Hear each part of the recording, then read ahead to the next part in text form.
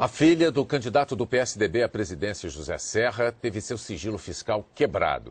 Num primeiro momento, a Receita Federal afirmou que a própria Verônica Serra tinha pedido informações sobre o imposto de renda dela por meio de uma procuração. Mas hoje ficou provado que a procuração era falsa.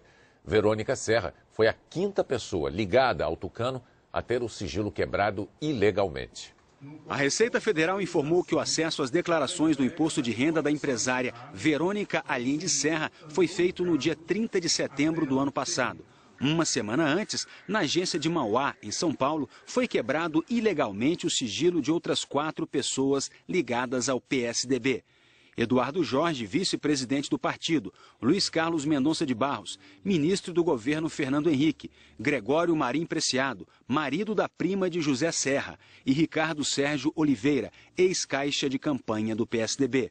As declarações de Verônica Serra foram acessadas na agência de Santo André, em São Paulo, pela servidora Lúcia de Fátima Gonçalves Milan. Na segunda-feira, a Corregedoria da Receita abriu processo disciplinar contra a servidora. Ela foi citada para se defender da acusação de vazamento de informações. Mas ontem, um dia depois, a Receita informou que Lúcia de Fátima era inocente, que acessou as declarações de imposto de renda para cumprir uma obrigação profissional. A Receita isentou a servidora de culpa com base neste papel. É um pedido de cópia das declarações do imposto de renda de Verônica Serra de 2007 a 2009. O suposto documento tem uma assinatura, reconhecida em cartório como sendo de Verônica. Mas tanto a assinatura quanto o reconhecimento são falsificações.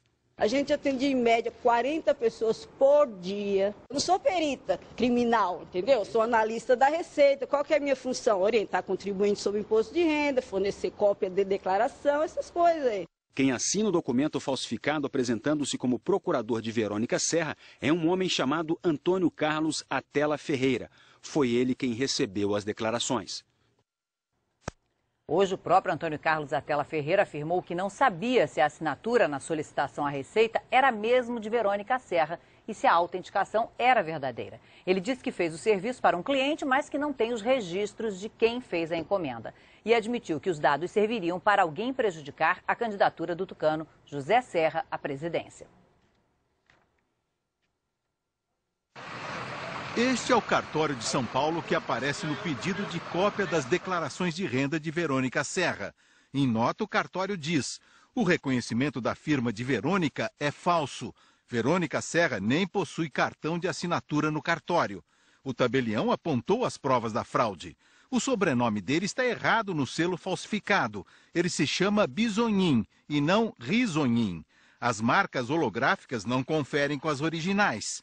O selo não traz o número do cartão cuja firma teria sido reconhecida e a assinatura da escrevente foi falsificada. A única informação verdadeira do selo, segundo o tabelião, é o número do Código de Segurança. Ele afirmou que esse número foi usado num documento emitido pelo cartório em setembro de 2008. O contador que assina o pedido das declarações de renda, Antônio Carlos Atela Ferreira, falou ao jornal O Globo na internet em conversa gravada por telefone. Ele afirmou que fez um serviço terceirizado. Disse que não sabe de quem foi a encomenda que, segundo ele, serviu para alguém que queria prejudicar Serra. Atela reconheceu que a assinatura no pedido é dele, mas disse que desconhece a assinatura de Verônica e a autenticação pelo cartório. Atela disse também que retirou as declarações do imposto de renda de Verônica Serra na delegacia da Receita Federal em Santo André no dia 30 de setembro do ano passado. Para mim é novidade, né, isso aí. Eu tô surpresa com isso. A Deilda dos Santos é uma das servidoras que, segundo a Receita, estão envolvidas no vazamento anterior a respeito de outras pessoas ligadas ao PSDB. A senhora sabe quem é o Eduardo Jorge? Eu vim saber agora, né? Nem das outras pessoas que foram citadas na imprensa? Não. A Deilda mostra o rosto pela primeira vez e diz que o erro dela foi não ter tomado cuidado com senhas de acesso ao sistema. Eu acho que me usaram. Por eu ter como se assim, deixar as coisas tudo aberto, porque a gente confiava nas pessoas, né? Verônica Serra não quis gravar entrevista, mas confirmou que não partiu dela o pedido de cópia do imposto de renda. Em Brasília, o secretário da Receita, Otacílio Cartacho, leu um comunicado em que tenta justificar a liberação de informações sigilosas. O documento apresentado com firma reconhecida, sem sinais de fraude ou adulteração, deve ser acatado pelo servidor e sua recusa implica em infração disposta no artigo 117, inciso 3º, da Lei 8112/90, ou seja, Estatuto do Funcionalismo Público Federal. Mas diante da fraude que agora veio à tona, o secretário disse que o documento falso foi entregue ao Ministério Público Federal. Cabe à Polícia Federal a apuração do fato, realizando perícia grafotécnica e investigando todos os demais aspectos da matéria. O presidente Lula ressaltou a credibilidade e a seriedade da Receita, mas disse que a investigação caberá também à Polícia Federal.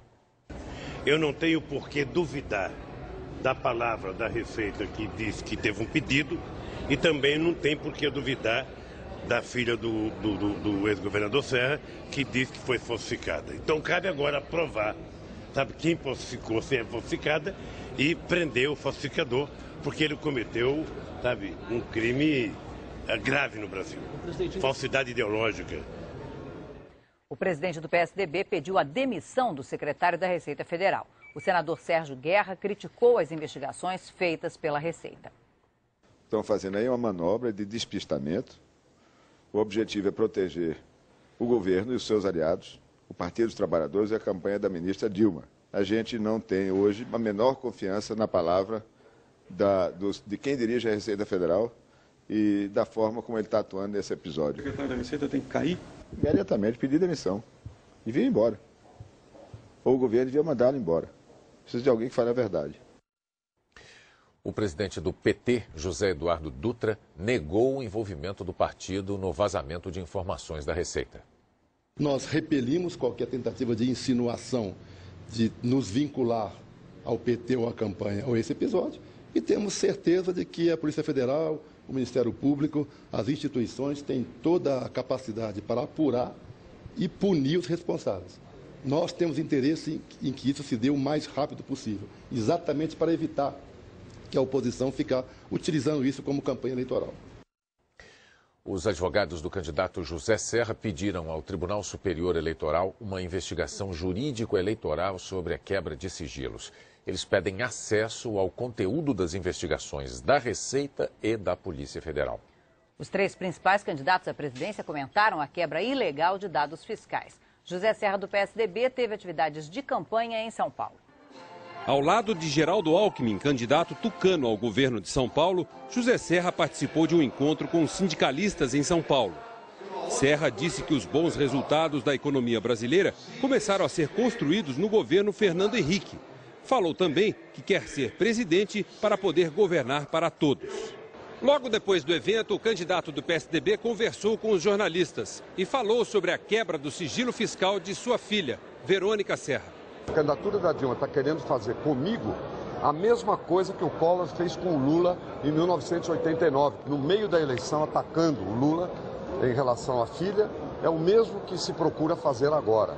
Ou seja, colocar minha filha, que não tem nada a ver com isso, no centro de um jogo sujo, fraudulento. Em entrevista ao SBT agora há pouco, a candidata do PT, Dilma Rousseff, disse que estranha as acusações porque o vazamento foi em setembro de 2009, quando a candidatura dela nem existia. Dilma Rousseff disse que a Receita e a Polícia Federal devem investigar e punir os responsáveis. A candidata disse ainda que não entende as razões que levaram Serra a fazer acusações, segundo ela, levianas e sem provas. Em São Paulo, a candidata do PV, Marina Silva, também criticou o vazamento na Receita Federal. Marina Silva respondeu a perguntas dos jornalistas durante 2 horas no encontro promovido pelo jornal O Estado de São Paulo. A candidata do PV falou sobre a falta de mão de obra especializada e o seu plano de governo para promover o desenvolvimento sustentado. E ainda sobre os juros básicos da economia e o controle da inflação. Marina Silva falou também sobre a quebra ilegal do sigilo de informações fiscais da filha do candidato do PSDB, José Serra. A candidata do PV pediu agilidade e transparência nas investigações. Em primeiro lugar, lugar, lamentar profundamente essa situação de descontrole a que chegamos na Receita Federal. O que eu quero é que haja um esclarecimento, uma investigação e que sejam punidos rigorosamente aqueles que estão praticando esse tipo de crime. E o silêncio do Ministério da Fazenda, que é mais do que um incômodo, já gera uma omissão. O ministro da Fazenda, Guido Mantega, disse que não vai comentar o vazamento de informações na Receita. Pela manhã, em Brasília, a candidata Dilma Rousseff do PT teve uma reunião com o presidente colombiano. Dilma Rousseff se encontrou em Brasília com o presidente da Colômbia, Juan Manuel Santos. Eles conversaram sobre parcerias. Dilma disse que as Farc, Forças Armadas Revolucionárias da Colômbia, não são problema do Brasil. Nós temos uma posição contrária ao narcotráfico. Não temos por que participar, a não ser a pedido da Colômbia, de qualquer atividade de pacificação ou de diálogo com as Farc. Se a Colômbia alguma vez solicitar a presença do Brasil, nós iremos participar. A entrevista foi interrompida por assessores da candidata antes que Dilma pudesse ser questionada sobre o vazamento do sigilo fiscal da filha do candidato do PSDB, José Serra. Em outras ocasiões, Dilma disse que o PT não tem nada com o caso. O Jornal Nacional está terminando aqui. Lembrando que hoje tem futebol ao vivo na Globo, logo depois de Passione. E em seguida, o placar da rodada e as notícias do Jornal da Globo. Boa noite. Boa noite para você, até amanhã.